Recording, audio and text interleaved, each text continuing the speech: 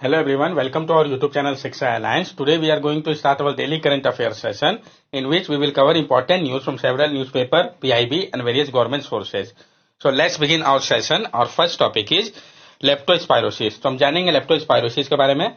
Leptospirosis is a dangerous infectious disease that becomes significant worldwide, especially during monsoon season. जो आपका leptospirosis है ये dangerous infectious disease है जो कि काफी ज्यादा सिग्निफिकेंट है पूरे विश्व के लिए, स्पेशली मानसून सीजन के समय में. It is caused by bacterium leptospira interrogans and is primarily transmitted to human through contact with the urine of infected animal. और ये जो है होता है बैक्टीरियम लेप्टोस्पाइरा इंटरऑर्गन के कारण और मेनली ट्रांसमिट होता है ह्यूमन को. कॉन्टैक्ट अगर ह्यूमन आता है यूरिन से इन्फेक्टेड एनिमल के तभी. तो ये आपको पता चल गया किस चीज से होता है, कैसे स्प्रेड करता है. Disease is more prevalent in warm, humid country and is often associated with heavy rainfall or flooding. Leptospirosis can range from mild flu-like symptom to severe organ dysfunction, and it is estimated to affect around 1.03 million people annually, resulting in approximately 60,000 deaths. ये जो disease है ये बहुत ज्यादा prevalent है warm humid countries में और ये ऑफन एसोसिएटेड है हैवी रेनफॉल और फ्लडिंग से. लेप्टोस्पायरोसिस जो है वो रेंज करता है माइल्ड फ्लू लाइक सिम्टम्स से सीवियर ऑर्गन डिसफंक्शन हो सकता है और ये एस्टिमेट किया जा रहा है कि इसके कारण इफेक्ट होते हैं अराउंड 1.03 मिलियन पीपल प्रत्येक ईयर, जिसके कारण अप्रोक्सीमेटली 60,000 पीपल की डेथ हो जाती है. Leptospirosis is often misdiagnosed due to symptom resembling those of dengue, malaria and hepatitis. Limited access to reliable diagnostic, lack of awareness among physicians and insufficient environmental surveillance further contribute to inaccurate reporting of cases. Leptospirosis जो है बहुत बार इसको miss diagnose कर लिया जाता है इसके symptoms के कारण. किसका जो सिम्टम्स है ये बहुत हद तक रिसेंबल करता है डेंगू, मलेरिया या हेपेटाइटिस जैसा ही.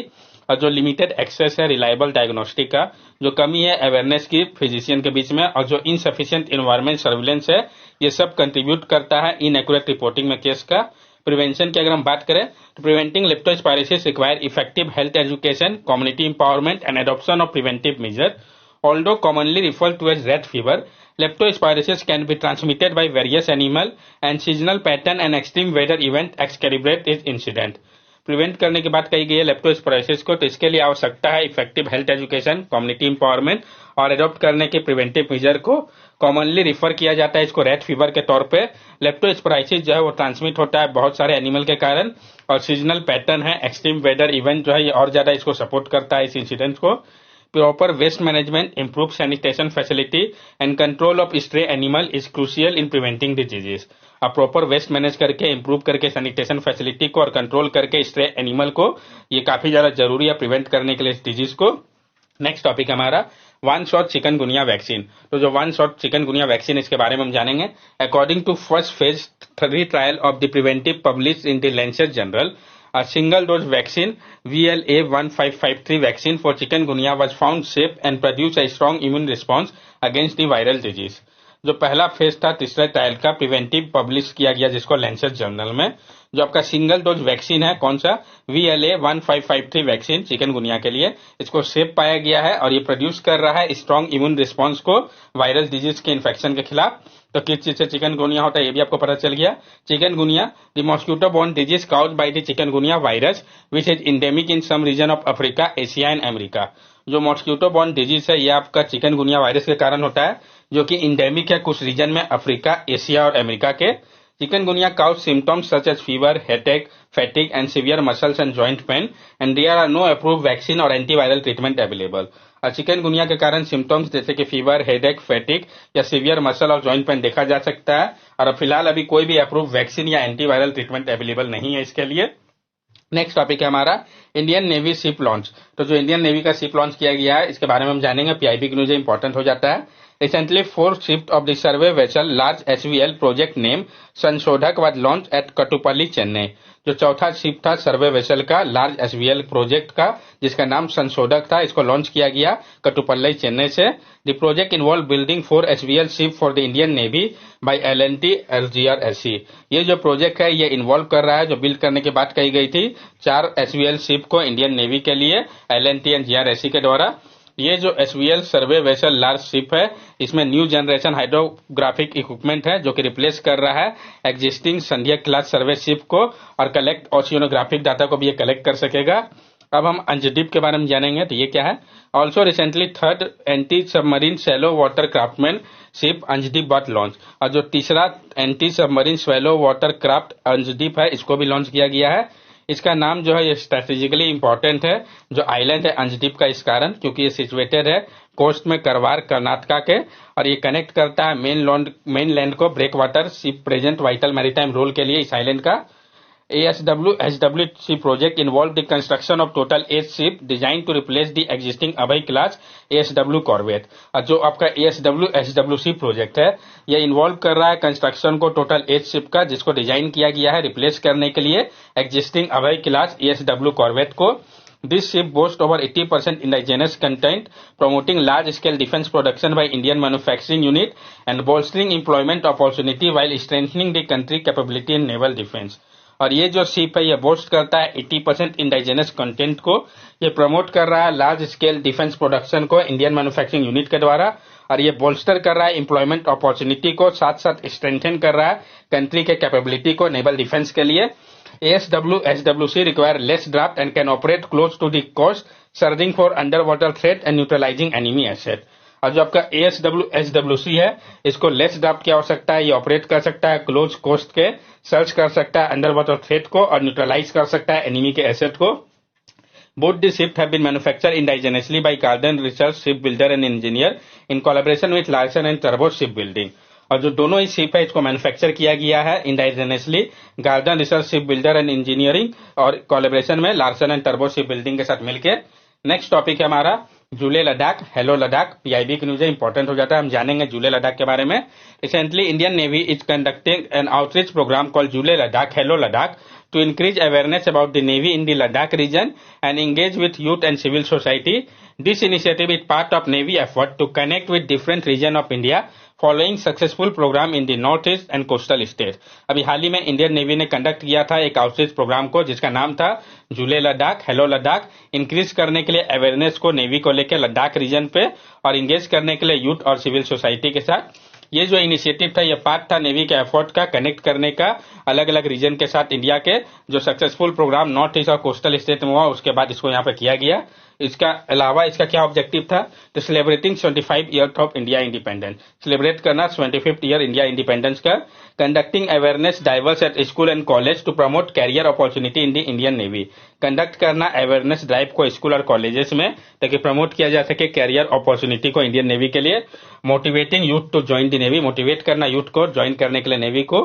शोकासिंग women officer and spouse as part of the Nari Shakti initiative, showcase करना वुमेन ऑफिसर और स्पाउस को जो पार्ट है नारी शक्ति इनिशिएटिव का। Interacting with naval veterans and वीर नारीज war widows in the region, और इंटरेक्ट करना नेवल वेटरन्स और वीर नारी वार विडो के साथ इस रीजन के। नेक्स्ट टॉपिक हमारा स्किल इम्पैक्ट बॉन्ड इनिशिएटिव। तो हम जानेंगे स्किल इम्पैक्ट बॉन्ड इनिशिएटिव के बारे में। Under the Skill Impact Bond Initiative, nearly 18,000 first-time job seekers have been skilled, with 72% of them being women। जो आपका स्किल इम्पैक्ट बॉन्ड इनिशिएटिव है, इसके अंतर्गत 18,000 जो फर्स्ट टाइम जॉब सीकर है उनको स्किल किया गया है, जिसमें 72% जो है वो वुमेन है। तो ये इंपॉर्टेंट पॉइंट है। SIB skill impact bond initiative के बारे में जान ले। तो skill impact bond in India is first development impact bond for skilling and employment. जो स्किल इम्पैक्ट बॉन्ड है भारत का ये पहला डेवलपमेंट इम्पैक्ट बॉन्ड है स्किलिंग और एम्प्लॉयमेंट के लिए। Launch by national skill development corporation in collaboration with global partner. इसको लॉन्च किया गया है नेशनल स्किल डेवलपमेंट कॉर्पोरेशन के द्वारा कोलैबोरेट करके ग्लोबल पार्टनर के साथ। तो किसके द्वारा लॉन्च किया गया, इंपॉर्टेंट है। मकसद क्या है इसका, to benefit 50,000 young Indian over 4 year with a focus on empowering women 60% of beneficiary. कि बेनिफिट किया जाए 50,000 यंग इंडियंस को 4 साल के अंदर, जिसमें फोकस होगा कि एम्पावर किया जाए वुमेन को, जिसमें 60% बेनिफिशियरी वुमेन होनी चाहिए। It is a public-private partnership model that emphasizes providing employment opportunity to trainee rather than just issuing training certificate। ये एक पब्लिक प्राइवेट पार्टनरशिप मॉडल है जो कि फोकस कर रहा है प्रोवाइड करने का एम्प्लॉयमेंट अपॉर्चुनिटी को ट्रेनी के लिए, ना कि सिर्फ फोकस करने के ऊपर इनका सर्टिफिकेट इश्यू करने को लेकर। सिग्निफिकेंस की अगर हम इसकी बात करें तो SIB address the impact of the pandemic on women and employment, remove barrier to women workforce retention and leverage private sector capital and expertise. It also work toward strengthening Indian technical and vocational education ecosystem through knowledge exchange and mainstreaming good practices. जो SIB है आपका, ये address कर रहा है जो impact था pandemic का वुमेन और एम्प्लॉयमेंट के ऊपर। ये रिमूव कर रहा है जो बैरियर था वुमेन और वर्कफोर्स रिटेंशन को लेके, लिवरेज कर रहा है प्राइवेट सेक्टर कैपिटल और एक्सपर्टाइज को। ये काम कर रहा है स्ट्रेंथन करने की और इंडिया के टेक्निकल और वोकेशनल एजुकेशन इकोसिस्टम को नॉलेज एक्सचेंज और मेन स्ट्रीमिंग गुड प्रैक्टिस के माध्यम से। Development impact bond, a development impact bond is a financial tool that leverage private sector funding to address social and development challenge. जो development impact bond होता है, ये एक financial tool होता है जो कि लिवरेज करता है प्राइवेट सेक्टर के फंडिंग को एड्रेस करने के लिए सोशल और डेवलपमेंट चैलेंज को। एक्सप्लेनेशन दिया गया एक एग्जांपल के रूप में। सपोज कीजिए जो इन्वेस्टर है वो प्रोवाइड करता है $1 मिलियन एजुकेशन प्रोग्राम के लिए। अगर प्रोग्राम सक्सेसफुली इंप्रूव करता है लिटरेसी रेट को, तो गवर्नमेंट जो है वो रिपे कर देंगे इन्वेस्टर को $1.2 मिलियन, जिसमें कि एक प्री डिटरमाइंड रिटर्न होता है इन्वेस्टमेंट के ऊपर। लेकिन अगर प्रोग्राम नहीं अचीव करता डिजायर आउटकम को, तो इन्वेस्टर को जो है एक लोअर रिपेमेंट मिलेगा या कोई भी रिपेमेंट नहीं भी मिल सकता है। नेक्स्ट टॉपिक है हमारा विंड एनर्जी इन इंडिया। तो जो विंड एनर्जी है भारत का, इसके बारे में हम जानेंगे। PIB के लिए इंपॉर्टेंट हो जाता है। अभी हाल ही में ग्लोबल विंड डे के दौरान ministry of new and renewable energy ने भारत के ऑर्गेनाइज किया था एक लॉन्ग डे इवेंट को न्यू दिल्ली पे, सेलिब्रेट करते हुए जो सक्सेस है विंड एनर्जी एडॉप्शन का और एक्सप्लोर किया था फ्यूचर के पोटेंशियल को। इसका आउटकम क्या था? Launch of wind atlas at 150 meter above ground level prepare by national institute of wind energy headquarter in Chennai. Launch किया गया था विंड एटलास को 150 मीटर अबव ग्राउंड लेवल से, जिसको प्रिपेयर किया गया था national institute of wind energy के द्वारा, जिसका हेडक्वार्टर चेन्नई में है। जो ऑनशोर विंड पोटेंशियल है कंट्री का, वो एस्टिमेट किया जा रहा है कि 1164 गीगावाट है 150 मीटर अबव ग्राउंड लेवल के। Rajasthan was felicitated for achieving the highest wind capacity addition, Gujarat for achieving the highest wind capacity addition through open access, and Tamil Nadu for initiating the repowering wind turbine. जो राजस्थान है उसको felicitate किया गया है कि उसने achieve किया है हाईएस्ट विंड कैपेसिटी रिटेंशन को, जबकि गुजरात ने अचीव किया हाईएस्ट विंड कैपेसिटी एडिशन को ओपन एक्सेस पे, और तमिलनाडु ने इनिशिएट किया है रिपावरिंग करके विंड टर्बाइन को। क्या इंडिया का स्टेटस है विंड एनर्जी को लेकर? तो इंडिया जो है वो रैंक करता है 4th विंड पावर कैपेसिटी को लेकर वर्ल्ड में। India currently 4 gigawatt perspective project है विंड एनर्जी को लेकर। इंडिया के पास पोटेंशियल है 60 गीगावाट विंड का। तमिलनाडु जो है वो लार्जेस्ट प्रोड्यूसर है विंड एनर्जी के लिए। गवर्नमेंट के द्वारा जो इनिशिएटिव लिया गया है, जो national wind solar hybrid policy 2018 का हो गया, national offshore wind energy policy हो गया 2015 का, यह इनिशिएटिव गवर्नमेंट के द्वारा लिया गया सपोर्ट करने के लिए इस सेक्टर को।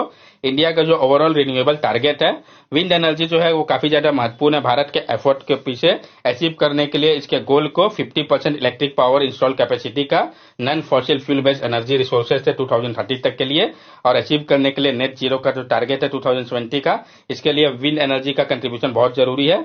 इंडिया जो है वो पूरी तरीके से कमिटेड है कि वो अचीव करेगा टारगेट को 500 गीगावाट रिन्यूएबल एनर्जी कैपेसिटी का 2030 के एंड तक। नेक्स्ट टॉपिक है हमारा ट्रांसक्रैनियल मैग्नेटिक स्टिमुलेशन। तो हम जानेंगे ट्रांसक्रैनियल मैग्नेटिक स्टिमुलेशन के बारे में। जो रिपीटेटिव ट्रांसक्रैनियल मैग्नेटिक स्टिमुलेशन होता है RTMS, ये एक non invasive brain stimulation technique है जो कि उपयोग करता है मैग्नेटिक पल्सेस का, जो अप्लाई किए जाते हैं स्कैल्प में स्टिमुलेट करने के लिए ब्रेन को। इसमें देखा गया है प्रॉमिसिंग रिवाइज किया है इसने ब्रेन के चेंजेस को, और प्रोवाइड किया है रैपिड रिलीफ को सीवियर डिप्रेस पेशेंट में जिन्होंने नहीं रिस्पॉन्ड किया था स्टैंडर्ड ट्रीटमेंट में। तो उसमें इसने काफी मददगार साबित हुआ है। किस तरीके से ये RTMS काम करता है? जो आपका रिपीटेटिव ट्रांसक्रैनियल मैग्नेटिक स्टिमुलेशन है, ये काम करता है जनरेट करके इलेक्ट्रोमैग्नेटिक पल्स को कॉइल के माध्यम से, जिसको प्लेस किया जाता है स्कैल्प में। ये मॉड्यूलेट करता है कॉर्टिकल एक्टिविटी को ब्रेन का। जो मैकेनिज्म है एक्शन का RTMS के लिए, ये इन्वॉल्व करता है इंक्रीज किया जाता है न्यूरोनल एक्टिविटी को, और चेंज किया जाता है स्ट्रेंथ को कनेक्शन का डिफरेंट ब्रेन के एरिया पे। जो इलेक्ट्रोमैग्नेटिक पल्स क्रिएट होता है इलेक्ट्रिकल करंट के माध्यम से ब्रेन टिश्यू पे, ये अफेक्ट करता है मेम्ब्रेन के पोटेंशियल को ब्रेन सेल का। इसका क्या सिग्निफिकेंस है? तो स्टडी में पाया गया है कि जो RTMS है वो एलिविएट कर सकता है डिप्रेशन को, रिवर्स करके एबनॉर्मल सिग्नलिंग पैटर्न को ब्रेन के रीजन पे, और ये भी पाया गया कि इफेक्टिव है ये रिड्यूस करने में जो सिम्टम्स है वेरियस न्यूरोसाइकेट्रिक डिसऑर्डर का। DH food and drug administration ने अप्रूव किया है RTMS ट्रीटमेंट को क्लिनिकल डिप्रेशन के लिए 2008 में ही। RTMS जो है इसको इन्वेस्टिगेट किया जा रहा है एक पोटेंशियल ट्रीटमेंट के तौर पे रिफ्रैक्टरी ऑब्रेसिव कंपल्सिव डिसऑर्डर के लिए और पोस्ट ट्रॉमेटिक स्ट्रेस डिसऑर्डर के लिए भी। आप यहाँ पे देख सकते हैं कि किस तरीके से ट्रांसक्रैनियल मैग्नेटिक स्टिमुलेशन काम करता है। ये इलेक्ट्रिक करंट हो गया, ये आपका पैडल हो गया, ये मैग्नेटिक फील्ड हो गया, और ये जो है इंड्यूस करंट हो गया। तो इस तरीके से ये काम करता है। That's all for daily current affair session. अगर आपको हमारी वीडियो अच्छी लगी हो तो हमारे चैनल सब्सक्राइब करें, हमारे वीडियो को लाइक करें और ज्यादा से ज्यादा शेयर करें। These are our social media link. From here also you can stay connected with us and give us your valuable feedback. Thank you and have a nice day.